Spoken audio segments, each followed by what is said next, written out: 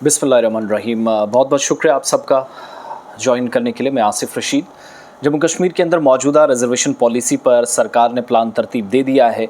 सरकार में बैठे ज़राए के मुताबिक सरकार के अंदर बैठे सिस्टम चलाने वाले लोगों से आज जब हमने कंफर्म किया तो दो चीज़ें कंफर्म हुई कि पॉसिबिलिटीज़ क्या हैं। जो रिपोर्ट में चीज़ें सामने आई हैं, सरकार ने ऑफिशियल उस रिपोर्ट को करना है, लेकिन जो चीज़ें हुई हैं वो मैं ज़रा आपको पहले कंफर्म कर दूं। जो अफवाहें थी बहुत ज़्यादा कि एसटी या एससी वालों की वो जो परसेंटेज है उसको कम करके जनरल कैटेगरी वालों को एडजस्ट करने की कोशिश होगी, तो कोई भी सरकार, कोई भी तबका, कोई भी ग्रुप, कोई भी निज़ाम ये कभी नहीं चाहता कि पसमानदा लोगों को और पसमानदा किया जाए, और जिन लोगों के साथ इंसाफ होना चाहिए ये बातें की जा रही हैं उन लोगों को वो हक मिलना चाहिए। ठीक है, दोनों साइड बराबरी होनी चाहिए।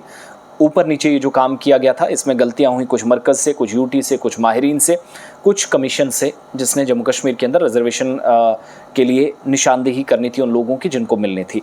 ताज़ा तरीन तफसीलात ये हैं कि जब ये स्ट्रक्चर हो रहा है सारा मामला, नए सिरे से चीज़ें बनाई जा रही हैं, तो यूनियन टेरिटरी के अंदर SC1, ST1, SC1 जिसमें आपके सामने गुजर, पहाड़ी, गद्दी, सिप्पी, बाकी लोग हैं, बकरवाल्स हैं, और ST2 में पहाड़ी, कोलीज, पडारीज, गड्ढा ब्राह्मण, जिनको हाल ही में सरकार ने, बल्कि 1.5-2 साल हो जाएंगे इस बार, जिनको रिजर्वेशन मिली है, और ST1, ST2 दोनों को 10-10%, टोटल 20%। इस 20% के साथ कोई छेड़खानी सरकार नहीं करेगी, ये एश्योर किया गया है, जो आज हमने विद इन गवर्नमेंट बैठे लोगों से कंफर्म किया। पहली बात। दूसरा, ओपन मेरिट वालों के साथ नाइंसाफ़ी ना हो, इस बात को बैलेंस करने के लिए हमारे पास जो जानकारी है, अब सरकार तो इस पे ऑफिशियल रिपोर्ट लाएगी तब पता चलेगा, लेकिन हमारे ज़राए ये कंफर्म कर रहे हैं कि आरबीए की जो मौजूदा वक्त में कोटा है उसको रिवाइज करने के हवाले से सरकार ने प्लान तरतीब दिया और रिपोर्ट में चीज़ें मेंशन की गई हैं। अब आरबीए भी बहुत सारे इलाकों में गलत है, उसकी एक वजह है, माजी में जहाँ जहाँ जिन जिन एरियाज़ को आरबीए में शामिल किया गया उन एरियाज़ के अंदर मौजूदा वक्त में एसटी के लोग भी हैं, एससी लोग भी हैं, ST1, ST2 वाले भी हैं, तो ड्यूल रिजर्वेशन वाली पॉलिसी वहाँ नहीं चल सकती। कहीं पर आप डबल फ़ायदा, कहीं पर आप कुछ लोगों को मिले ही ना, कुछ को डबल मिले। तो एक तो वो सरकार ने बड़ा अच्छा पॉइंट, मेरे हिसाब से सरकार ने, कैबिनेट सब कमेटी ने जो रिपोर्ट तैयार की है वो लॉ कमीशन, माफ़ कीजिएगा, लॉ डिपार्टमेंट के पास है यूनियन टेरिटरी में।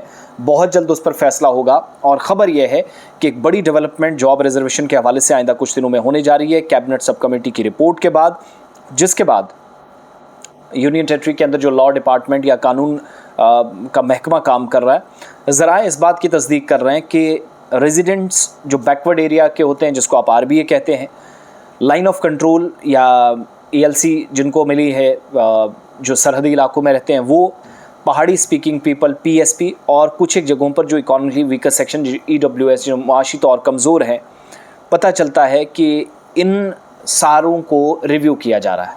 पहाड़ी स्पीकिंग पीपल, इसमें ST वो वाली नहीं है। अब देखिएगा, बहुत सारे लोगों ने मान लो PSP बना रखी है, पहाड़ी स्पीकिंग, तो यहाँ से वो जो 2-3% वो रिजर्वेशन की सर्टिफिकेट उनके पास है, प्लस अगर वो डबल फ़ायदा वहाँ से लेंगे, तो ये भी तो थोड़ा सा बैलेंस होना चाहिए। पहले भी ये मैं क्लियर कर दूँ, ये सब चीज़ें मैं जब बता रहा हूँ रिव्यू हो रही हैं, ST1, ST2, SC के साथ कोई छेड़छाड़ नहीं हुई है, ये कंफर्म है।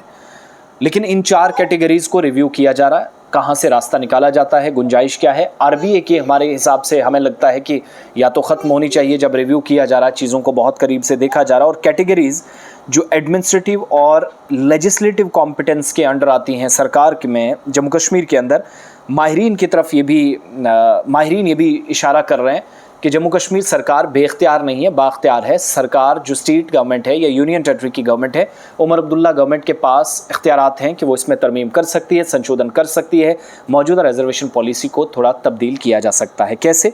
JNK रिजर्वेशन एक्ट 2004, जो कि सेक्शन 96, जिसका हवाला माहिरीन देते हैं जम्मू कश्मीर रीऑर्गेनाइजेशन एक्ट 2019 का, जिसके मुताबिक जम्मू कश्मीर यूनियन टेरिटरी के अंदर सरकार के पास इख्तियारात मौजूद हैं, तो वो केओस और कन्फ्यूजन दूर कर दिया गया कि सरकार कुछ नहीं कर सकती। एक बात। दूसरा, आरबीए जो है, हमें ये लग रहा है कि आरबीए की इसमें कमी होगी, रिडक्शन हो सकती है, नंबर 1। इसके अलावा कहा गया कि जिनके पास ड्यूल है, जैसे स्केड्यूल ट्राइब है, SC है, जो 2-2 साइड से लेते हैं, और जो पार्लियामेंट से उनको मिली है, यानी वो जो 10% है, प्लस ये बहुत सारे एरियाज़ जैसे आरबीए के अंडर एक इलाके की निशानदेही हुई है, वहाँ दोनों कैटेगरी सब कैटेगरीज के लोग हैं, तो ऑलरेडी उनके पास वो सर्टिफिकेट्स हैं, फिर आरबीए का क्या मतलब। तो हमारी जानकारी के मुताबिक सरकार इस पर रिव्यू कर रही है, रिपोर्ट में ये चीज़ मेंशन है। इसके अलावा ये भी कंफर्मेशन हो रही है कि यूटी के अंदर जिनको सरकार ने हाल ही में, जिसमें पहाड़ीज़, कोलीज़, गड्ढा ब्राह्मण, पडारीज़, इनको जो 10% रिजर्वेशन है उसमें कोई कमी नहीं होगी।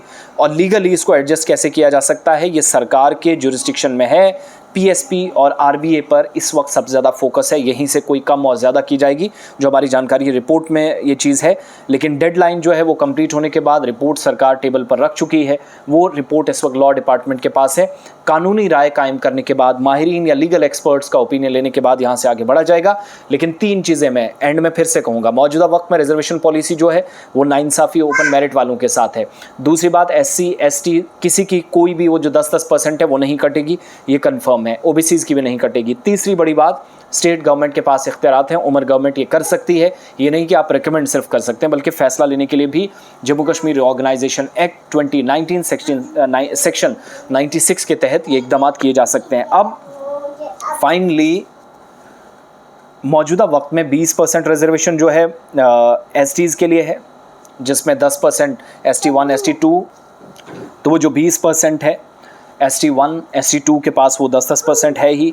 आरबीए को जो आप सब जानते हैं 8% जो एससीज़ के लिए, और 10% RBA, 8% ओबीसीज़, 4% actual line of control international border के पास जो आते हैं उनको, 10% जो इक्तिसादी तौर पर बदहाल हैं या कमज़ोर हैं, EWS जिसको आप कहते हैं, 10% डिफेंस पर्सनल या जो रिटायर्ड पुलिस और आर्मी के एहलकार हैं उनके बच्चों के लिए, sports, CDP, PWD, physically disable जो लोग हैं, जिस्मानी तौर ख़ास अफराद, उनके लिए वो जो रिजर्वेशन रखी गई है उसमें तो किसी तरह की छेड़छाड़ नहीं है। लेकिन आरबीए और पीएसपी मेनली फोकस है।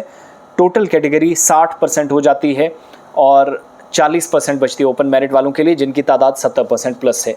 नौकरियों में भी कम, हालिया नायब तहसीलदार की पोस्टें आपके सामने हैं, जहां 45-70 में से मिलनी चाहिए 30 मिली। तो ये अभी तक का अपडेट है। अब ये जो अपनी जगह हमने रिसर्च की, सरकार के अंदर बैठे लोग, लॉ डिपार्टमेंट के अंदर माहिरीन से हमने बात की, जिन्होंने इन सारी चीज़ों की कंफर्मेशन की, लेकिन हुकूमत ने अपनी हतमी रिपोर्ट अभी देना बाकी है, जो कुछ दिनों में सामने आ सकती है।